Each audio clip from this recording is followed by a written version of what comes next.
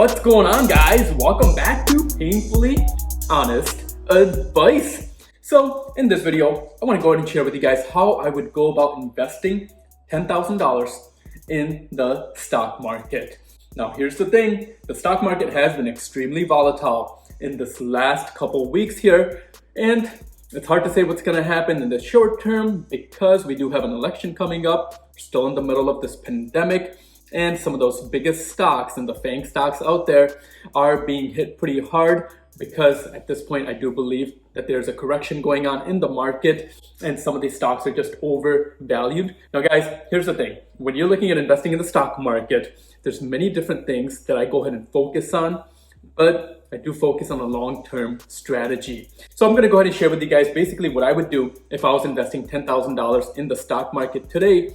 What are some of the things that I would actually go ahead and look for, and how would I actually go about investing, and what type of strategy I would use. Now, if you are new to this channel, I do focus on investing in the stock market. I have a portfolio in the stock market that I'm pretty heavily investing in every single week and every single month, as well as I do like investing in real estate and anything to do with money. So don't forget to subscribe to the channel down below if you like videos around these topics. But let's go ahead and jump right into it. Now, the first thing, and probably the most important thing while investing in the stock market, is going to be to have a strategy and sticking with that strategy. Now, there's many different ways to go ahead and invest in the stock market. There's day trading, there's active trading, there's growth investing, value investing, dividend investing, passive income investing.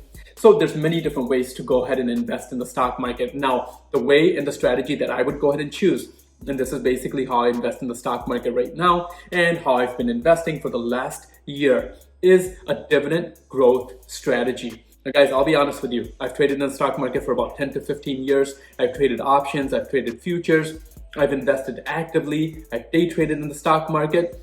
I will tell you guys, at the end of the day, all those are great ways to go ahead and invest and trade in the stock market. You'll make a lot of money, but there'll be a time when you go ahead and you've over leveraged and you'll have that one stock or that one trade that you could lose a lot of money on.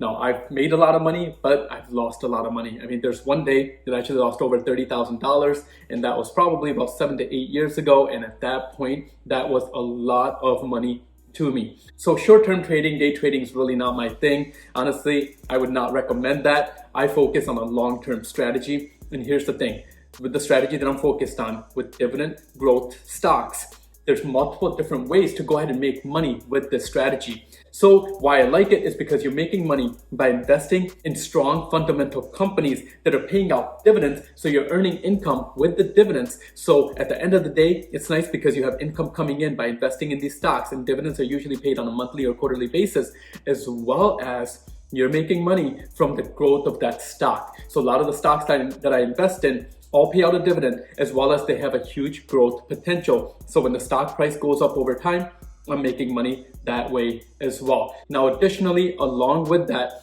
the second way and the second thing that I look at is to diversify my investment. Now, investing $10,000 into the stock market, I would go ahead and diversify that into all the different sectors within the S&P 500. Now, there's 11 different sectors within the S&P 500. But let's go ahead and jump into this. Now, I will say this strategy I actually learned from Peter Lynch. Now, if you're not familiar with Peter Lynch, he was basically one of the gurus when it comes down to investing. He is actually one of the key people in Fidelity, and he made Fidelity where it is right now. But now, jumping into the 11 sectors, we're gonna go ahead and start off with technology.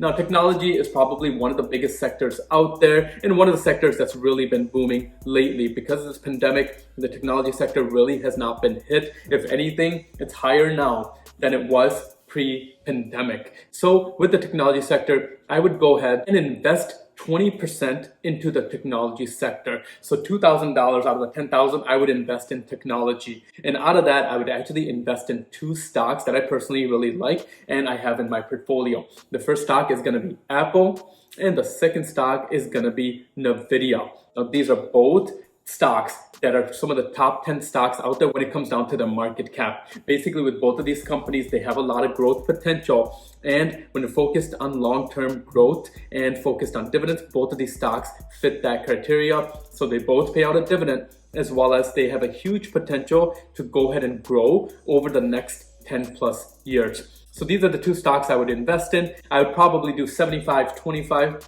So 75% of the money into Apple and then 25% of the money into Nvidia. Now next, I would go ahead and invest 15% in real estate sector. Basically within the real estate stock, in the real estate sector, these are called REITs. REITs are real estate investment trust. Now, the one REIT that I would actually invest in is Realty Income Corporation, or their ticker symbol is O. Now, Realty Income Corporation is a retail REIT. Basically, they own commercial plazas and they own commercial buildings, and they have tenants like Home Depots, Walmarts, Dollar Generals, 7-Elevens, and all of these different tenants go ahead and pay them rent. And when they go ahead and collect those rent, they do have to pay out 90% of their earnings to their shareholders. So that's why with Realty Income Corporation, they do pay out a pretty decent dividend. Their dividend right now is over 4%. Now, the other reason why I really like Realty Income Corporation is because they're a monthly dividend paying stock. So that means that you actually collect income on a month-to-month basis. And that's extremely nice because this is one of those only stocks that I personally really like that pays out a monthly dividend that I believe is one of those safer stocks out there, and they have a pretty healthy dividend. Now next, jumping into the third sector is going to be the financial sector. Now within the financial sector, I would go ahead and invest 15%. So within the financial sector, the company that I would actually invest in, and this is the only company that I would actually invest in if I had $10,000, is I would go ahead and invest in JP Morgan Chase.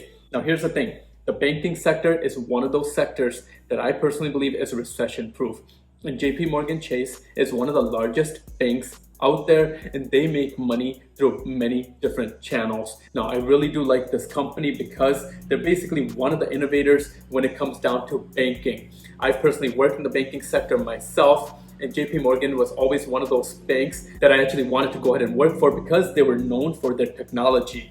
To open up an account with JP Morgan was like a 2 to 3 minute thing, where some of the banks that I worked at, it took about 20 to 25 minutes to get the documents together and to open up accounts. So I can tell you guys, they are one of the industry leaders when it comes down to the banking sector, and I don't see the banking sector going anywhere anytime soon. So that's going to be the next stock here. Now jumping into the fourth sector. The fourth sector that I would actually go ahead and invest in is going to be the consumer staples sector. Now within consumer staple, I do personally really like Walmart. Now here's the thing, I would actually invest 10% into this sector.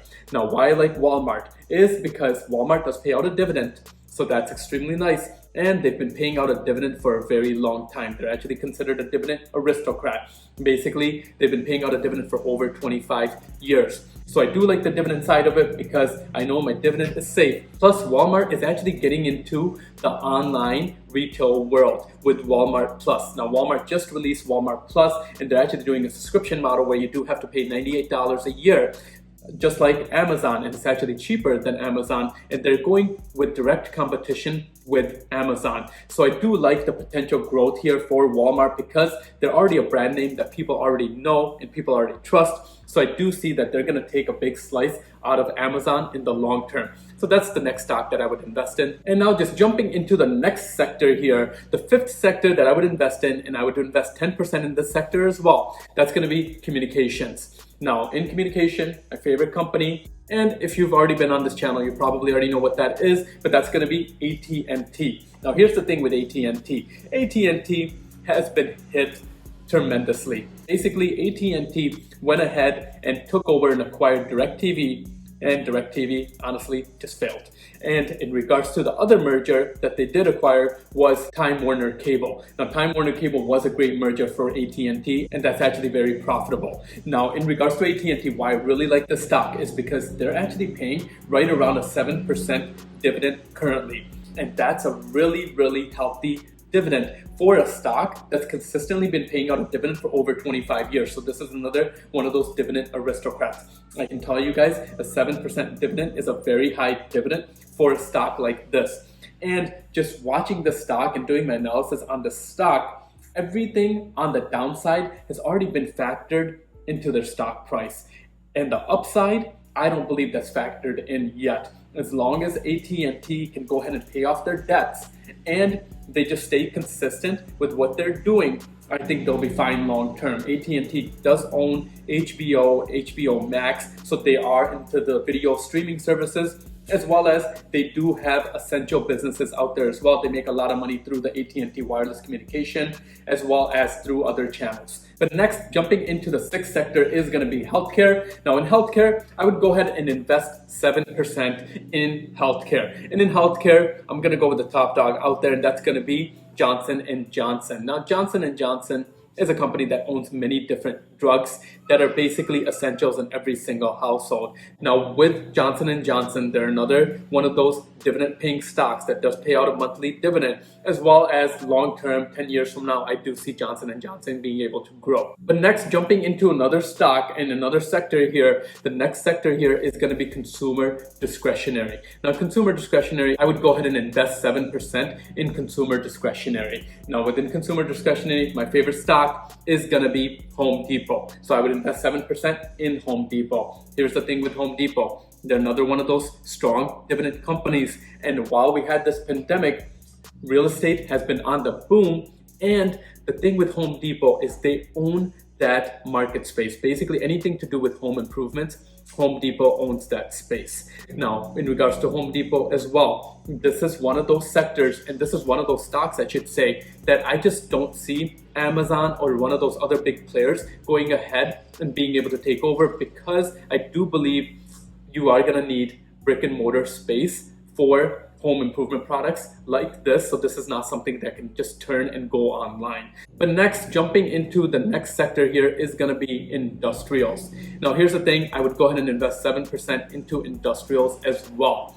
With industrials, the best company out there, and personally one of my favorite companies, is Waste Management. Now Waste Management is the industry leader when it comes to their space. Basically with Waste Management, I mean, they are exactly what they say they are. They go ahead and take care of different waste, recycling products, as well as garbage disposal. Now with Waste Management, they are the largest company out there. They do have a very safe dividend, as well as I see this company long term being able to go ahead and take over more of the market cap. But now just jumping into the next sector here is going to be in the utility sector, and that's going to be 4% of what I would go ahead and invest in my overall portfolio. Now in the utility sector, the stock that I really do like that has a lot of potential to grow, as well as they do pay out a dividend, is going to be NextEra Energy, or their ticker symbol is NEE. Now NextEra Energy focuses on solar and wind energy. Basically, they are the innovators and they're the leading industry leaders, or I might have just confused myself there. Now they are basically the industry leader when it comes down to solar and wind energy and renewable energy. NextEra Energy, if you look at their stock price, this is a stock that's consistently been growing over time. And now guys, the last two sectors, the next sector here is going to be materials. Now within materials, I would go ahead and invest 3% into materials. And the company that I would actually invest in is Ecolab. Now here's the thing, with Ecolab, they're a company that focuses on cleaning solutions and different chemicals out there. Basically within the hospitality, within the restaurant industry, within healthcare, this company does go ahead and provide different cleaning products as well as different chemicals to some of these different industries out there. So I do really like Ecolab. And if you guys hear that noise in the background, one of my neighbors is of course cutting their lawn, and they had to do it at the same time I'm recording. And now the last one, guys, is going to be energy. Basically within energy, I would invest 2%. Now here's the thing, I don't know where the energy industry is going, and at this point I do see this industry phasing out over the next 10 to 20 years. But because this sector pays out huge dividends, I see that I can go ahead and make my returns and triple my returns even during that time. And now in regards to the energy sector, the company that I would invest in is ExxonMobil, because they're the largest company out there when it comes down to oil and gas suppliers. But guys, these are basically going to be the 11 different sectors to go ahead and invest in the stock market. I will say though that if you are interested in investing, M1 Finance does a great job by letting you go ahead and create different slices, so you can go ahead and organize your portfolio and invest in all of these sectors. So this should go ahead and accumulate to 100% of the overall portfolio, and how I would go ahead and divide up the $10,000. But I'm going to leave it at that for this video. Hopefully you guys enjoyed this video. If you did, don't forget to smash that like button, as it really does help. And again, guys, if you're new to this channel, don't forget to subscribe to the channel down below. But thank you guys for watching this video. If you do want to go ahead and take advantage of some free stocks as well, check out my description for that. You can actually get 3 free stocks, one with Robinhood, second free stock with Webull, and a third free stock with Public. But thank you again, guys. Till next time. See you guys at the next one.